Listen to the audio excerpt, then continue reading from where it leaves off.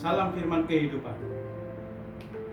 Salam keluarga SAD yang saya kasih. Kiranya Tuhan Yesus menyertai kita semuanya.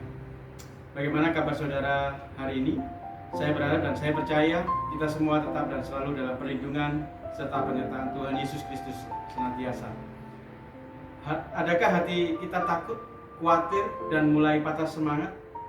Beberapa hari ini kita mengalami penurunan secara ekonomi, penurunan kesehatan, banyak hal yang membuat hati dan pikiran kita kacau, stres, galau, atau bahkan putus asa.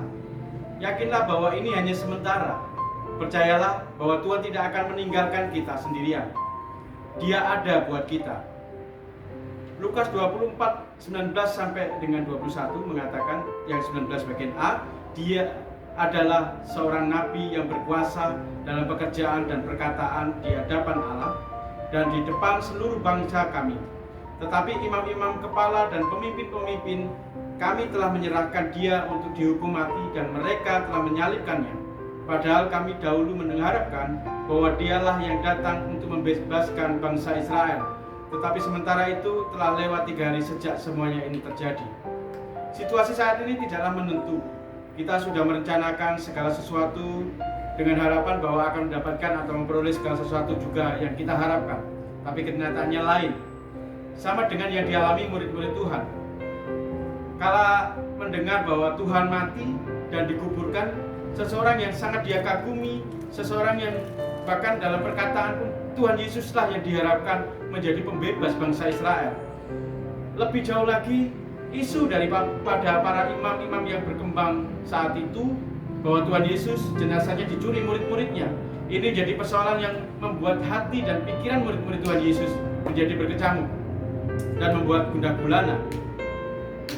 Kamu harus mengatakan bahwa murid-muridnya datang malam-malam dan mencurinya ketika kamu sedang tidur, dan apabila hal ini kedengaran oleh wali negeri, kami akan berbicara dengan dia sehingga kamu tidak beroleh kesulitan apa-apa.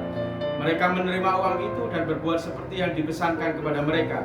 Dan cerita ini tersiar di antara orang Yahudi sampai sekarang ini. Itu dalam Matius 28 ayat 13 sampai 15. Dan juga dibuktikan dengan mereka berjalan pada malam hari dan bahkan pintu-pintu rumah murid-murid Tuhan pun tertutup sangat erat, tertutup rapat.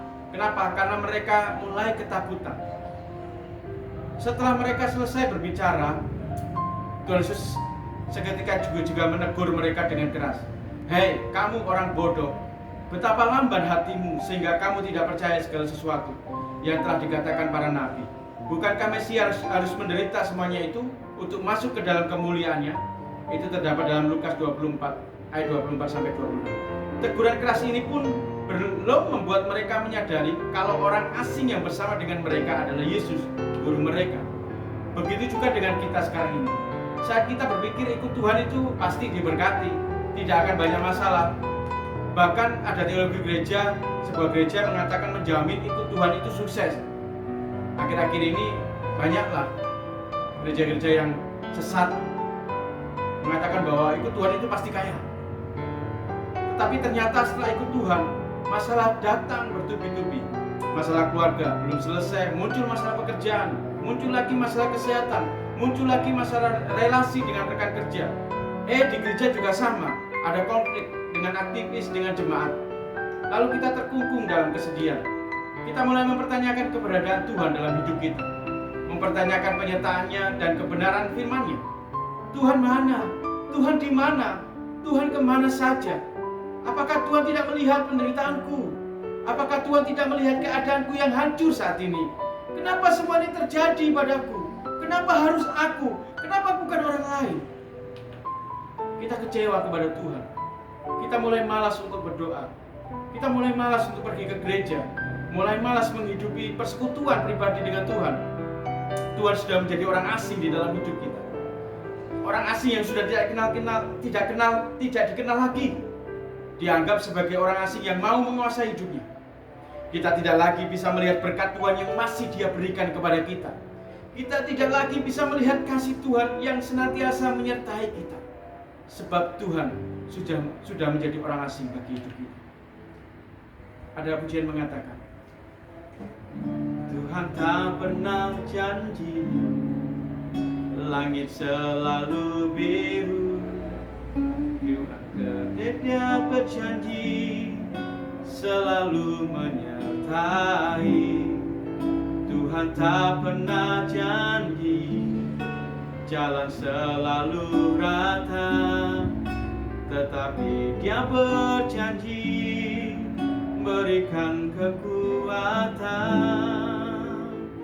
Pujian ini sangat menguatkan saya. Tidak pernah Tuhan berjanji langit selalu biru, tapi Dia berjanji selalu menyertai dan selalu memberikan kekuatan. Bapak Ibu bisa membaca ayat selanjutnya dalam Lukas 24 ayat 27 sampai seterusnya. Maka kita bisa tahu bahwa firman Tuhan yang mereka dengar membuat pikiran dan hati mereka terbuka, sehingga iman mereka kembali bergairah.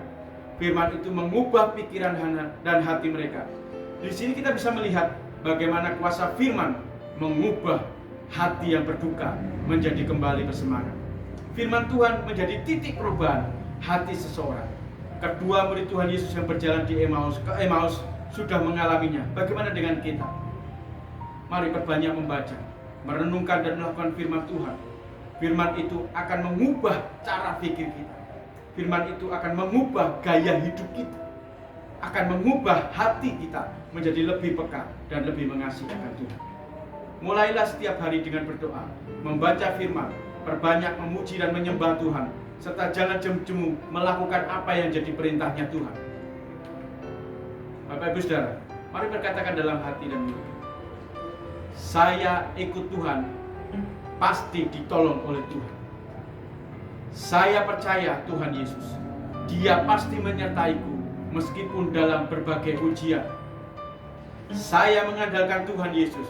Saya yakin Tuhan menopangku dan memberikan kekuatan untuk dapat melewati semuanya itu. Tuhan Yesus, Tuhan dan Juru Selamatku, Dia pasti yang memberikan solusi dan ide-ide kreatif serta terobosan-terobosan di dalam hidup saya dan keluarga. Pegang tanganku Tuhan dan jangan lepaskan, sebab aku yakin hanya Engkau satu-satunya yang ku percaya dan menjadi andalan. Kiranya Tuhan Yesus memberkati kita semua. Amin. Salam firman kehidupan.